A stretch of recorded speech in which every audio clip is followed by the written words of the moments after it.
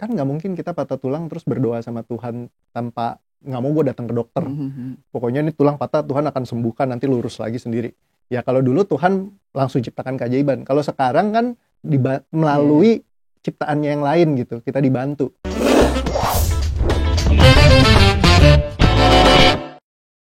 Saya pernah baca orang bilang katanya kalau feeling itu, tadi kan bilang harus tulis kata-kata feelingnya apa, jengkel, marah, apapun juga. Ada orang pernah bilang kamu tuh harus jangan menolak feeling tersebut, tapi di-embrace. Bahwa mengatakan pada diri kamu, ya ini perasaan kamu lagi marah kayak begini perasaannya. Tapi orang itu nggak menjelaskan harus sampai ke bawah nyari sumbernya kayak begitu. Kalau kamu kan bukan cuma ngasih tahu, cuma harus nyari tahu, benar nggak sih? Jadi I think kalau embrace cuma setengah, belum selesai ya mestinya ya. Sebenarnya kalau embrace itu dia akan jadi kayak gini kejadiannya. Saya dulu itu kan banyak tools nih biasanya kita pakai. Salah satunya kalau dulu saya kan sering break dance nih, ngisi acara di sambil do psychology gitu. Jadi waktu dulu setiap kali mau dance gitu kan selalu kayak muncul nervousnya gitu, deg-degan di bawah panggung. Terus habis itu kita ada tariannya sendiri sama anak-anak gitu ya, joget-joget gitu. Terus kayak yes gitu kan, jadi kayak gitu. Nah, ketika dilakukan itu, pede lagi kan, semangat maju ke depan. Nah, terus setiap kali mau maju panggung, lakukan lagi gitu. Nah, itu caranya saya untuk menerima keadaan ini dan melakukan cara lain, ibaratnya ngubah behaviornya saya untuk bisa maju ke sana. Pokoknya saya harus maju, kalau enggak kan ya nanti nggak dapet buat makan nih malam hari ini misalnya. Jadi kan harus ngisi acara. Mau nggak mau ya udah harus maju. Nah, ketika harus maju kayak gitu, jadi seluruh tubuh diajak secara kognitif sama behavior dirubah untuk maju, ya kan? Nah, bisa, tapi pertanyaan saya, mau sampai kapan? Setiap kali naik panggung, saya harus deg-degan dulu, saya harus nervous dulu, harus keringetan dulu, harus joget-joget dulu. Kalau sekarang mau diajak ke panggung, ya udah langsung naik aja. Karena itu liberation. Iya, karena liberate. Jadi udah nggak ada rasa takut semua, nggak ada keharusan untuk sempurna, semuanya harus bagus, baik, segala macam. Aku nggak pernah tahu nanti Tuhan akan bawa aku kemana, udah bawa fun aja gitu. Jadi kesini pun hari ini ya udah santai ngobrol aja langsung, nggak ada pakai mesti joget-joget dulu. Yes. Nah jadi ketika kita accept gitu ya, setiap kali ada muncul kita accept, ada muncul kita accept, ada muncul kita accept, ada muncul kita accept, ada muncul kita accept, ada muncul. Pertanyaannya mau sampai kapan? Dan itu malah dia yang bilang jadi penyakit. Jadi penyakit. Karena selama kita harus accept terus, itu dia internally di dalam bawah sadar kita bentuk tension. Tension will create psychosomatic. Jadi banyak problem-problem. Dan tekanan itu yang terus dalam keadaan sehari-hari, hidup kita jadi banyak ketakutannya. Dan kita harus accept terus, embrace terus, mau sampai kapan. We need to liberate. Strategi ini yang nggak ada. Selama ini, orang semua bicara acceptance. Puncaknya, kamu terima. Udah deh, keadaan nggak akan pernah berubah. Kalau kamu kayak gitu ya udah gitu. Nah itu yang bikin jadi makin lama makin stres, makin beban, numpuk semuanya. Kalau kita marah kita harus kendalikan, kalau kita sedih kita harus kendalikan, kecewa kendalikan, punya semua beban emosi kita kendalikan. Suddenly tiba-tiba nggak terkendali lagi. Karena kayak mau sampai kapan kita kontrol terus seumur hidup kita gitu loh. And suddenly tiba-tiba penuh semua, wah tiba-tiba gue kayak orang gila, takut ini takut itu takut, bandingin sana sini langsung merasa minder segala macam. Kok banyak banget masalahnya. Nah kita perlu belajar untuk liberate, dibuang beban emosinya keluar sehingga nggak balik-balik lagi, ya kan? Dan gimana how to? Karena ini bukan sesuatu yang mudah dilakukan dibandingkan kalau accept ya lebih gampang lah karena udah banyak yang ngerti caranya. Cuma kalau liberate kita benar-benar harus kayak personally dengan duduk sama diri kita cek di dalam ada apa. Tapi sekalinya ketemu dia heal di situ, itu tuh nggak ganggu-ganggu lagi. Benar-benar sampai completely heal. Dari bicara deep core emotion ya. Kalau cuma layer di atas, dia bisa balik lagi. Ngerasain lagi. Karena deep core-nya ini masih nembakin false information ke atas. Nah kayak gitu. Nah jadi kita harus beresin dari situ. Kalau beres, ya udah mau maju panggung, maju aja. Nggak usah joget-joget lagi. Liberate. Ini mungkin mau tanya case tadi aja, berdasarkan yang saya alamin sekarang gitu. Jadi kan saya tuh punya 5 orang adik. Nah saya tuh sebagai kurang lebih kayak the head of the family lah, the head of the family dalam artian mama dan papa saya itu kalau ada apa-apa perginya ke saya gitu loh. Dan juga saya accept, ya bisa bilang accept karena nggak mau juga kan gitu loh kan karena kondisi. Tapi tapi beberapa berdasarkan dari pengalaman itu kan itu yang sedang saya jalani sekarang dan saya lihat ada beberapa orang juga di luar sana yang juga take that responsibility. Tapi ujungnya dia nggak happy gitu loh, nggak happy karena kayak ya awalnya responsibility, tapi makin lama karena numpuk terus responsibility, namanya responsibility, orang kemauannya makin lama makin nambah kan gitu. Jadi dia makin lama tuh makan kayak makan dia punya happiness gitu loh. Nah jadi gimana caranya tuh juga kita supaya tetap bisa melakukan itu, tapi itu tuh bukan jadi beban dan nggak ngegrogotin kita punya happiness dan dan diri kita juga gitu loh. Yes. Sebenarnya kan kita perlu deep dive dulu yang ngecek ke dalam. Nah, cuman kalau yang buat dari sini, mungkin kalau misalnya ngeliat dari case-case yang sebelumnya, itu just simply kita switch energinya dari, kalau misalkan yang pertama, kita itu dari burden semua kan, itu beban. Karena aku punya tanggung jawab dan lain-lain. Tapi bergerak dari pilihan. Kalau aku memilih, itu rasanya akan beda didefinisikan sama bawah sadar kita. Misal contoh, aku terbebani sama istriku harus nganter istriku ke pasar. Jadi kayak nganter istri ke pasar, keharusan sebagai tanggung jawab sebagai seorang suami. Harus bahagiakan dia, harus ke pasar. Akhirnya jadi kalau mau ke pasar itu, istri mau ke pasar. Sebenarnya gue maunya main atau ngapain. Jadi akhirnya, berat ya, tapi ya udah harus lakukan. Kan mau jadi suami yang baik gitu. Nah jadi lakukannya dari keharusan. Nah keharusannya kalau di-eliminate, jadi kita bergeraknya dari pilihan. Aku memilih jadi suami yang asik buat istriku. Aku memilih untuk, ya kalau dia ada butuh apa, aku akan memilih untuk lakukan itu. Misalnya kalau dia mau ke pasar, aku memilih untuk nganterin dia ke pasar. Jadi sama nih aktivitinya. Cuman akan didefinisikan beda secara internally di mental kita. Karena kan semuanya cuma mental problem doang ya. Tapi kalau dengan cara seperti ini hanya akan di level mengganti doang. Jadi kayak kita hanya mengganti frame of mind-nya kita hanya ganti kayak ngubah makna, ngubah arti. Ya ini biasa kalau ahlinya yang banyak bahas tentang ini Viktor Frankl. Ya jadi manusia itu Man's Search for Meaning, bukunya dia itu ngebahas bahwa manusia itu mencari makna. Kalau maknanya yang bagus akan bantu dia untuk jalanin aktiviti setiap hari. Nah, jadi maknanya diganti bisa membantu kita di level kognitif dan rasanya juga akan lebih ringan, internally lebih enak secara mentally. Cuman beban emosi yang bikin kita sebenarnya terbeban ini itu nggak selesai karena dia tetap ada di core emotionnya, tetap nangkring di bawah, belum dicabut nih yang bikin kita terbeban sesungguhnya. Tapi it will help di level kognitif. Nah jadi bisa bantu buat sehari-hari jadi lebih enak, lebih ringan. Jadi ini tadi aku kasih lebih ke arah yang buat dibantu di situ. Tapi sebenarnya kalau mau diberesin, emang kenapa beban keluarga ini muncul? Ya kan, misalnya aku merasa ya harusnya aku punya impian gini. Nah itu kan udah lain lagi tuh levelnya. Talk about now, okay. That's hard. Ya kan, impianku yang segitu banyak, terus potensiku yang segitu baiknya, tapi akhirnya harus ditarik semua ke sini. Akhirnya aku nggak bisa. Oke. I think that's the core. Iya, begitu di ngomongin langsung, aduh aku nggak bisa wujudkan impianku semuanya gini. Andai saja kalau hari ini berbeda gitu keadaannya, pasti aku akan bisa. Oh my gosh. Nggak gitu. It's just, jadi inget-inget kan jadi. Yes, karena itu yang jadi, ya pasti perasaannya lebih ke arah sana. Dan itu kalau ditelusurin ke dalam, akhirnya ketemu, ketika deliberate, dia akan kayak benar-benar completely heal. Ketika completely heal, nanti aktivitinya jadi enak. Jadi benar-benar kayak, karena aku pengen bantuin mereka, karena aku memilih untuk bantuin mereka, dan nggak ada ketakutan terkait dengan hal ini. Seolah-olah kalau misalkan, mungkin ini ya secara kognitif aku kasih lagi. Seolah-olah kalau misalkan aku ngebantuin mereka, hidupku nggak bisa bertumbuh. Padahal sebenarnya kalau aku bantuin mereka, gimana kalau Tuhan bukain jalan, terus tiba-tiba ketemu ini, ketemu itu, semua hal baik dalam kehidupanku. Secara kognitif kita tahu nih, cuman kalau internally diberesin, itu akan lebih komplit. Jadi sebenarnya kombinasi antara semuanya. Karena kita punya yang tadi semua tools psychology yang begitu luar biasa, it's very beautiful. Zaman dulu kalau kakek nenek kita mungkin kalau ada depresi, fobia, dibawa sampai mereka mati. Kalau sekarang it's very simple. Kayak buat hilang permanently dari fobia, itu cuma butuh kayak just one session, 1,5 jam. Itu udah biasanya udah kayak liberate banget. Dan mereka kayak, aku banyak handle yang kayak nggak takut terbang, besoknya langsung beli tiket, langsung pergi ke Bali. Jadi kayak fobia bukan sesuatu yang menakutkan. Kucing, takut kucing, lari terus begitu ketemu kucing. Saya ada takut satu binatang. Oh gitu. Itu dia kalau dia disebut aja itu dia nggak mau menyebut binatang itu karena dia bisa sembuh itu. Iya. Oh ya? Jadi langsung. Saya merasa nggak ada meta-metanya, masa takut aja binatang tersebut. Masa bisa sih? Unconsciously kan. Maybe mungkin ada satu momen. Biasanya orang kalau fobia itu ada momen yang dia kayak trauma masa kecil yang nggak keinget sih. Nggak, saya nggak bayangin di hill.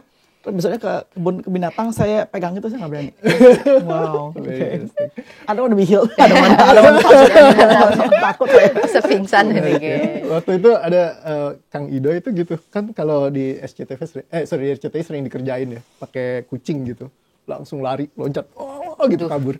Terus begitu diselesaikan, ya udah kucing lewat gitu santai aja. Weh coach, biasanya kalau kayak gini nih gue udah loncat gitu deh. And suddenly santai aja. Wow, oke. Kayak gitu. Liberation. Okay. Oh, mungkin balik lagi sebenarnya aku masih penasaran soalnya. Karena selama ini yang saya lakukan itu memang beneran bagian atas saja gitu loh. Bener-beneran kayak ya practicality, strategic gitu loh. I kinda embarrassed juga kalau misalnya mau cerita ke orang lain sampai saat ini misalnya kayak gitu. Yeah. How do I again to analyze, to diagnose myself untuk kira-kira tahu at least nggak harus mungkin belum bisa ngilangin sampai saat ini, tapi kayak at least meringankan lah intinya kayak gitu loh. Biasa sih kayak kalau aku rekomendasiin like proper session sih. Jadi kayak kalau ibaratnya mau belajar keramas, diajarin dulu. Pertama ya, ini gue keramasin ya kayak gini caranya. Oke, abis udah selesai, oh keramas tuh begitu ya. Shampoo-nya di sini, tuangin airnya gini, terus cucinya tuh begini. Nanti kalau udah selesai di rumah keramas sendiri. Kayak gitu. Jadi pertama kali harus pakai. Ya, pertama kali lebih gampang untuk diajarin. Jadi kayak daripada kita belajar berenang kan lebih baik sama berenang kayak gitu. Jadi kayak nanti bisa lakukan sendiri. Pada akhirnya sih aku pengen kayak dunia mental health itu lebih ke arah kayak kita personal trainer di fitness aja. Semua orang kalau tanpa PT pun mereka bisa lakukan sendiri. Tapi ada PT itu jadi lebih enak. Tapi kalau sekarang kan kondisinya kayak kalau nggak ada PT gue I cannot survive gitu. Ya kan? Jadi kalau misalkan bisa buat heal, dan banyak sekali murid-muridku yang belajar, mereka kayak bisa heal sendiri gitu. Bahkan yang kemarin, ini kok aku sama majikanku berantem gini. Terus dia bilang, terus aku buang beban emosiku, aku happy lagi sama dia gitu. Jadi kayak, ya boleh dibilang kan, ada orang yang kadang bilang, harus pinter, harus stratanya harus tinggi baru bisa belajar tentang hal-hal seperti ini. Enggak, ini bisa diakses oleh semua orang. Jadi masalah ini betul bukan masalah mental lo lebih kuat pada gue, bukan ya. Bukan masalah willpower lebih kuat daripada gue, bukan betulnya. Yes, willpower itu di level kognitif lagi. Makanya di atasnya doang saja, tapi actually it's not about that. Yes, gitu kan? Kadang bisa sama-sama jatuh dari motor. Ya kan, peristiwanya jatuh dari motor. Kalau misalnya sama-sama ditinggal meninggal, sama-sama. Cuma kan jatuh dari motor ada yang kecepatannya berapa, gitu. Ada yang jatuh cuman baret luka-luka, saya pernah. Ada teman saya yang patah tulang gitu. Ada yang lebih parah lagi ya sampai ya harus dioperasi segala macam. Kan lain jatuhnya walaupun sama-sama. Lu cuman jatuh doang gitu kan, ya nggak bisa kayak gitu. Ukurannya kan selalu lain. Jadi spektrumnya ini yang menentukan sih, Chris, kayak gitu.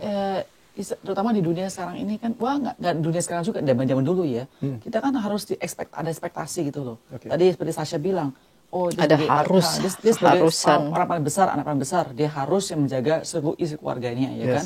Jadi kita ada harus gitu loh. Terutama di budaya Asia ya, ya mungkin keluarga saya sangat, dan sebagai orang agama saya, beriman saya itu juga kayaknya nggak bisa tuh namanya penyakit mental, karena mestinya kan kalau percaya Tuhan mestinya kan semuanya percaya, ya kan, mestinya kan ada sukacita, ada damai sejahtera kayak begini, ya kan.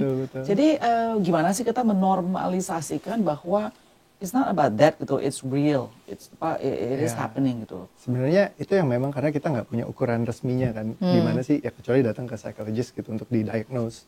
Karena kalau misalkan beban mental, baik lagi tadi spektrumnya udah sangat tinggi, misalkan intensitasnya, ya itu memang harus butuh bantuan. Ibaratnya kayak yang tadi, kalau jatuh dari motor baret, kita cuman mungkin lukanya ya di heal sebentar atau didiemin aja, dia bisa sembuh lagi misalnya. Tapi kalau sampai patah tulang, kan nggak mungkin kita patah tulang terus berdoa sama Tuhan tanpa, nggak mau gue datang ke dokter. Pokoknya ini tulang patah, Tuhan akan sembuhkan, nanti lurus lagi sendiri.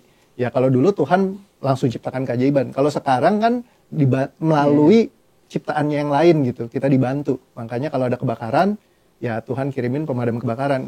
Nggak yang, Tuhan gini-gini harus Tuhan yang matiin lampunya, apinya gitu kan, nggak. Ya Tuhan selalu kirim orang lain untuk ngebantu. Dan spektrumnya balik lagi, kalau orang patah tulang, ya didoain sampai gimana juga, jangan dibilang kurang iman lo, patah tulangnya nggak sembuh. Gitu ya, emang harus datang ke dokter. Gitu. Ya sama ketika problem mental yang udah terlalu parah, ya memang perlu bantuan sih. Kayak gitu. Kalau misalnya orang nggak tahu gimana cara handle-nya, dia akan terus-terusan seperti itu, bahkan bisa dibawa ya bertahun-tahun. Saya banyak handle case-case yang kemarin ada salah satu opa umurnya aja 70, ya masih punya beban mentalnya sendiri kayak gitu. Menurut saya justru tambah tua tambah beban mental, umurnya tambah dikit gitu loh, betul, betul. Karena usia tambah banyak kan begitu. Banyak pertimbangan ya, Iya. macam-macam. Jadi kalau misalnya penyakit contoh kayak schizophrenic atau misalnya contohnya apa bipolar kayak begitu, itu kan bukan karena mental, itu kan karena ada hormonal imbalance, benar nggak sih? Ada neurologinya, bukan masalah mental lagi. Itu nggak bisa di-heal dong kayak begitu. Maksudnya nggak bisa di-heal dengan cara yang kamu sekarang kayak meta questioning gitu loh. Ya, sebenarnya that's an interesting question juga. Jadi balik lagi kan kalau penelitian itu masih terus bergerak ya, dari dulu sama sekarang gitu.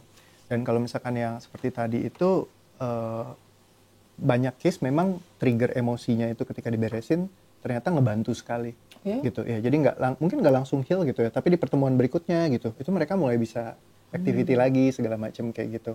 Nah, jadi kalau ditanyain sebenarnya hormon atau mana duluan nih? Hormon duluan atau stres bikin hormonnya jadi imbalance. Kayak gitu yang muncul. Karena kalau misalnya kita ambil teori misalnya kita ambil rata kanannya aja. Ada orang nih satu misalkan anggap Bapak A selama pandemi nggak dapat kerjaan. Terus kayak hidupnya susah banget. Terus mau diceraikan sama keluarganya, misalnya mau ditinggalin sama istri sama anak. Terus lagi depresinya lagi sedih terus. Kan hormonnya pasti berantakan dong. Ya kan, hormonnya lagi parah-parahnya, terus tiba-tiba ini, selamat Anda menang undian lotre 20 miliar. Beneran menang, dianterin ke rumah uangnya. Kira-kira hormon yang bekerja hormon endorfin, hormon senang, atau hormon kortisol yang penuh kesedihan tadi. Ya kan, begitu set, suddenly berubah dong. Wah, akhirnya ada yang bisa menyelesaikan semua permasalahanku nih. Ya kan, tadinya udah unemployed, terus mau ditinggalin keluarga, wah ada solusi nih. Ya, jadi akhirnya tiba-tiba senang, ketika dia senang ya udah hormonnya berubah sendiri misalnya. Nah, jadi kalau ditanya sebenarnya hormon yang mempengaruhi atau sebenarnya justru ketika pikirannya dia senang terus tiba-tiba hormonnya jadi senang. Ya kan kayak gitu. Jadi bisa jadi hormonal proses ini ya gara-gara banyak beban mental yang dia simpan selama ini ditampung loh. Nah, akhirnya jadi hormonnya itu benar-benar berantakan gitu. Ya kalau itu source-nya diberesin, siapa tahu ini kebantu. Ya kan belum tentu juga, cuman ya kalau nggak pernah dicoba kan nggak tahu. Tadi kita banyak ngomong tentang sisi daripada seorang yang perlu bantuan tersebut. Ya. Nah sekarang pertanyaan saya adalah begini, misalnya ada seorang teman atau keluarga datang ke kita, bilang saya lagi sedih, saya benar-benar anxious, saya overthinking gitu. Respons kita sebagai teman, tadi kamu bilang kasih strategi move on, terima aja, ikhlas itu actually tata nggak begitu helpful. Efektif ya. Kita sebagai orang yang baik yang mau membantu, pasti what should we do? Tanpa bilang go to the doctor, I think atau doa itu kan yang udah paling you know what I mean, right? Basic banget gitu. It's very interesting question. Tapi nggak boleh jualan kan? Jadi kalau aku biasa sih aku seringnya kasih audio aja sih, itu ngebantu mereka sih. Tapi audio tertentu yang buat kayak buat. Tapi kan as you as Rio, kalau saya sebagai Rio gimana? What should I do? Cuma kasih link audionya. That's very interesting. Karena ini whole konsep sih, kayak ibaratnya ya kalau memang kadang ya kalau patah tulang memang harus ke dokter gitu, mungkin lebih ke arah situ sih. Minimal belajar pertamanya dulu sih, itu akan lebih ini. Kalau kita memang udah practitioner, kita bisa ngajarin, kan enak, kita bisa bantu dia. Cuma kalau memang belum punya, kita juga belum punya skillnya sama sekali, ya menurutku ini kayak sesuatu yang memang ya perlu dibelajarin, di guide lebih gampang gitu. Karena aku 12 tahun kan untuk belajar gitu ya, dan ikut kayak ribuan jam, puluhan ribu jam lah istilahnya, handle banyak orang segala macam, baru akhirnya nemuin formulasi yang paling simpelnya seperti apa.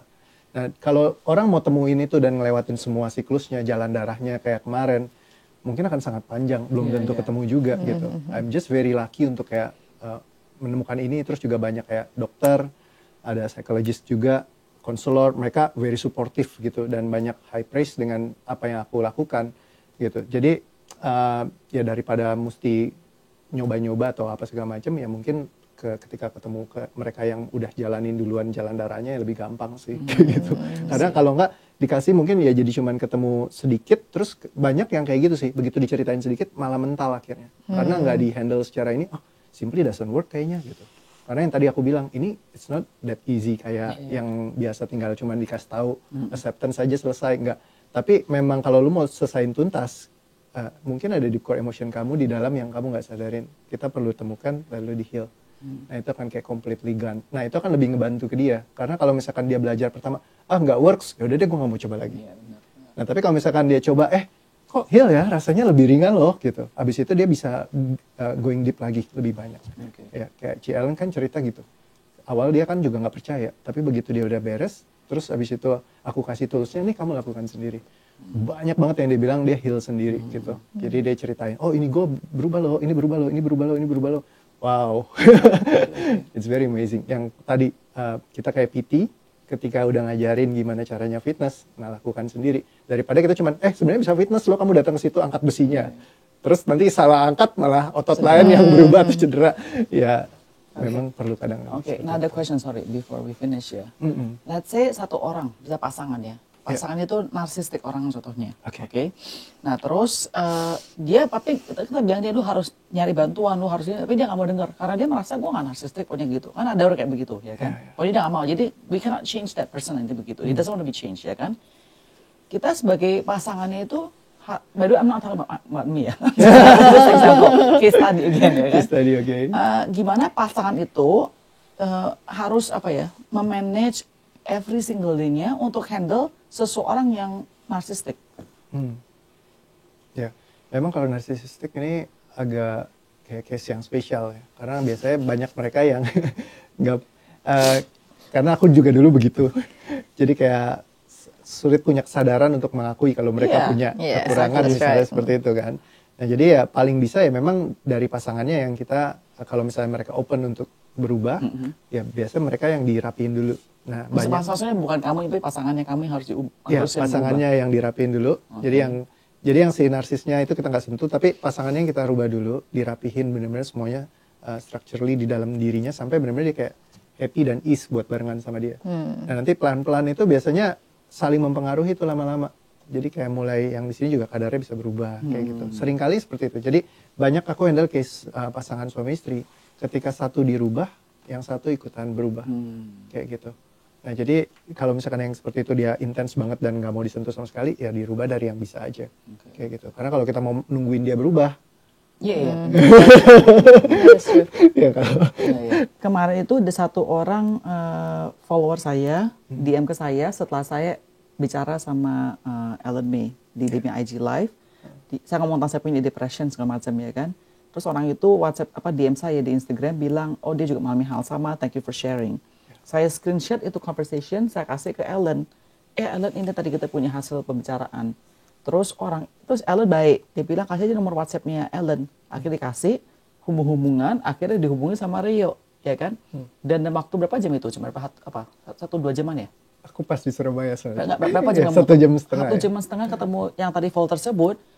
Akhirnya bisa dibantu banget ya, buat sembuhkan, biasanya tadi benar dibantu sekali ya, sampai dia sangat berterima kasih segala macam. Jadi ini kenapa saya undang Rio hari ini, karena kasus tersebut itu gitu. Jadi ada kenyataannya, ada testimoninya, and it's not bukannya abal-abal gitu loh. This is real ya. Thank you so much Rio for being so helpful to that person. I appreciate myself as well. Thank you guys. Thank you ya. Thank you Sasha.